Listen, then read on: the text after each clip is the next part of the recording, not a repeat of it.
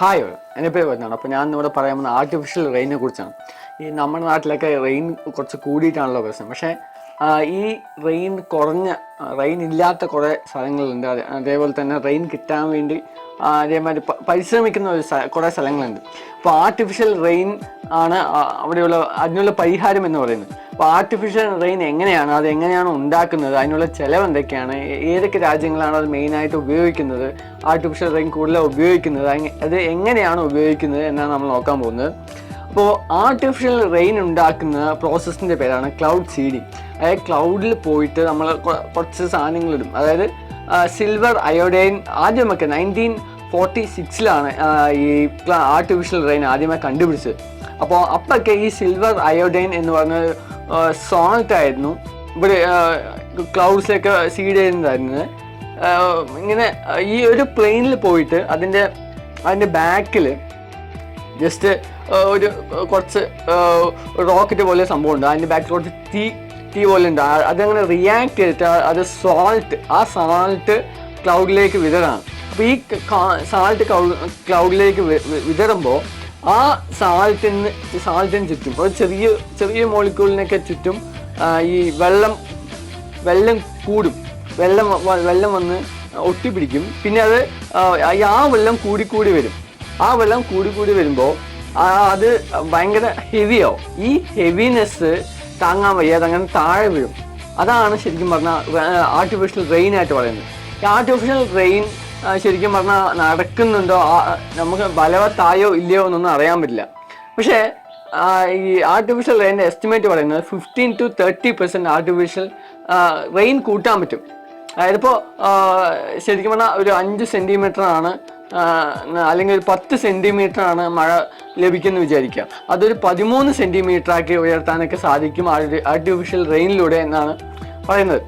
അപ്പോൾ ഏറ്റവും കൂടുതൽ ആർട്ടിഫിഷ്യൽ റെയിൻ ഏറ്റവും കൂടുതൽ ഉപയോഗിക്കുന്നത് ചൈനയാണ്. ചൈന ഈ ബീജിംഗ് ഒളിമ്പിക്സിലൊക്കെ ഈ സ്കൈയൊക്കെ ക്ലിയർ ചെയ്യാൻ വേണ്ടിയിട്ട് ഇതേമാതിരി ആർട്ടിഫിഷ്യൽ റെയിൻ ഉപയോഗിച്ചു. അവർ സാധാരണ ഉപയോഗിക്കുന്ന പ്ലെയിനാണ്. പക്ഷെ പ്ലെയിൻ ഉപയോഗിക്കുമ്പോൾ തന്നെ നല്ല ചിലവാകും. ഈ ഒരു ക്ലൗഡ് സീഡിങ് തന്നെ 10 ലക്ഷം രൂപയാവും. അപ്പോൾ ഈ ബീജിങ്ങിൽ ചൈന ഇതേമാതിരി സ്കൈ ഒക്കെ ക്ലിയർ ആവാൻ വേണ്ടിയിട്ട് കുറേ ആൾക്കാർ വരുമല്ലോ ചൈനയിൽ. അപ്പോൾ അവൻ്റെ മുമ്പിലൊക്കെ പെർസ്പെക്റ്റീവ് ആക്കാൻ വേണ്ടിയിട്ട്, പിന്നെ ഒളിമ്പിക്സ് ഗെയിം സുഗമമാക്കാൻ വേണ്ടിയിട്ടും അവർ ക്ലൗഡ് സീഡിങ് നടത്തി. അവർ മിസൈലിലാണ് ഈ സീഡിങ് നടത്തിയത്.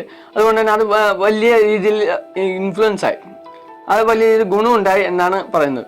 അപ്പോൾ പിന്നെ ഏറ്റവും കൂടുതൽ നന്നായി ഫ്രീക്വൻ്റ് ആയിട്ട് ഉപയോഗിക്കുന്നത് UAE ആണ്, യുണൈറ്റഡ് അറബ് എമിറേറ്റ്സ് ആണ്. അവർ ഇപ്പോൾ പുതിയ ടെക്നോളജി, അതായത് റെയിനിങ് ടെക്നോളജിക്ക് വേണ്ടി മില്യൺസ് ഓഫ് ഡോളേഴ്സ് ഇൻവെസ്റ്റ് ചെയ്തുകൊണ്ടിരിക്കുകയാണ്. കാരണം പുതിയ ഇന്നോവേറ്റീവ് ടെക്നോളജി വേണം എന്ന് പറഞ്ഞിട്ട് പ്രൈവറ്റ് ഇൻഡസ്ട്രീസൊക്കെ എന്തെങ്കിലും പുതിയ ടെക്നോളജി കൊണ്ടുവരും, ഞങ്ങൾ ഇത്രയും പൈസ തരാം എന്നൊക്കെ UAE ഓഫർ ചെയ്യുന്നുണ്ട്. അപ്പോൾ ശരിക്കും വെച്ച് കഴിഞ്ഞാൽ UAE ധാരാളം മില്യൺസ് ഓഫ് ഡോളേഴ്സ് സ്പെൻഡ് ചെയ്യുന്നുണ്ട്. ധാരാളം ടൈം ഇതേമായി നൂറുകണക്കിന് പ്രാവശ്യം, ഒരു വർഷത്തിൽ നൂറുകണക്കിന് പ്രാവശ്യം UAE ഇതേമായി ക്ലൗഡ് സീഡിങ് നടത്താറുണ്ട്. അപ്പോൾ എല്ലാ ക്ലൗഡിന് മേലെ നമുക്ക് ക്ലൗഡ് സീഡിങ് നടത്താൻ പറ്റില്ല. അത് ചില പെർട്ടിക്കുലർ ക്ലൗഡ്സ് ഉണ്ട്. അതായത് മേലെ കുറച്ച് പരന്നതും താഴേക്ക് ഉണ്ടി നിൽക്കുന്നതുമായിട്ടുള്ള ഒരു ക്ലൗഡ് ഉണ്ടാവും. അപ്പോൾ മേലെ എന്ന് പറയുമ്പോൾ നമ്മൾ മേലെ നോക്കുമ്പോൾ, ഒരു പ്ലെയിൻ നോക്കുമ്പോൾ മേലെ ഇങ്ങനെ പരന്നതും പിന്നെ താഴോട്ട് ഉണ്ടി നിൽക്കുന്ന ക്ലൗഡ്സിൽ മാത്രമേ ശരിക്കും പറഞ്ഞാൽ ഈ ക്ലൗഡ് സീഡിങ് വർക്ക് ആവുള്ളൂ എന്നാണ് പറയുന്നത്. ഇപ്പോൾ ക്ലൗഡ് സീഡിങ് അങ്ങനെ വർക്കായാലും, ഇപ്പോൾ ഒരു സ്ഥലത്തായാലും ക്ലൗഡ് സീഡിങ് നടത്തി കഴിഞ്ഞാൽ വേറൊരു സ്ഥലത്ത് പോയി മഴ പെയ്യാം. അതിനൊന്നും ഒരു ഗ്യാരണ്ടിയും ഇല്ല. ഇപ്പോഴത്തെ ക്ലൗഡ് സീഡിങ് മെത്തേഡൊക്കെ വളരെ അപര്യാപ്തമാണ് എന്ന് വേണമെങ്കിൽ പറയാം. ശരിക്കും പറഞ്ഞാൽ ക്ലൗഡ് സീഡിങ് ഒക്കെ കണ്ടുപിടിച്ചിട്ട് 50-60 വർഷങ്ങളായി. പക്ഷെ ശരിക്കും നമ്മളത് മാസ്റ്റർ ചെയ്യാൻ പറ്റിയിട്ടില്ല എന്നുള്ളതാണ്. ഈ മഹാരാഷ്ട്ര സ്റ്റേറ്റാണ് ഇന്ത്യയിൽ ശരിക്കും ഏറ്റവും കൂടുതൽ ഉപയോഗിക്കുന്നത്. റെയിൻ ഇല്ലാത്ത ബുദ്ധിമുട്ട് ഉപയോഗിക്കുന്ന അവരാണ്. ഇപ്പോൾ മഹാരാഷ്ട്ര സ്റ്റേറ്റ് പ്ലെയിനിൽ ഇതേമാതിരി ധാരാളം സീഡ്, അതായത് ഇതേമാതിരി സീഡ് ഉപയോഗിക്കുന്നുണ്ട്. ഇപ്പോൾ ഒക്കെ ഉപയോഗിക്കുന്ന സാൾട്ട് എന്ന് വെച്ചാൽ ഇപ്പോൾ ആദ്യം സിൽവർ അയോഡൈൻ ആണെന്ന് പറഞ്ഞു. പക്ഷെ ഇപ്പോൾ ഉപയോഗിക്കുന്ന സാൾട്ട് എന്ന് വെച്ചാൽ ഫോസ്ഫറസ് ക്ലോറൈഡ് ആണ് പിന്നെ ഇതിൽ ഉപയോഗിക്കുന്നത്. പിന്നെ ഈ റെയിൻ പ്രെഡിക്റ്റ് ചെയ്യാൻ പറ്റണം എന്നുള്ളതാണ് ഇപ്പോൾ ഫേസ് ചെയ്യുന്ന ഏറ്റവും മെയിൻ ചാലഞ്ച് എന്ന് പറയുന്നത്.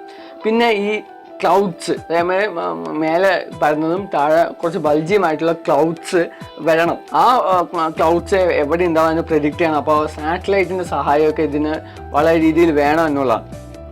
അപ്പോൾ ഈ ആർട്ടിഫിഷ്യൽ ക്ലൗഡിങ് എന്ന് പറയുന്നത് വളരെ കോസ്റ്റ്ലി ആയതുകൊണ്ട് തന്നെ ഇതിന് ഇന്നോവേഷൻ നല്ല രീതിയിൽ ആവശ്യമാണ്. അപ്പോൾ അതേപോലെ തന്നെ ഈ ഇന്നോവേഷൻ എന്ന് പറയുമ്പോൾ പല കമ്പനികളും വേൾഡ് വൈഡ് നടത്തുന്നുണ്ട് ഈ പരിപാടികളൊക്കെ.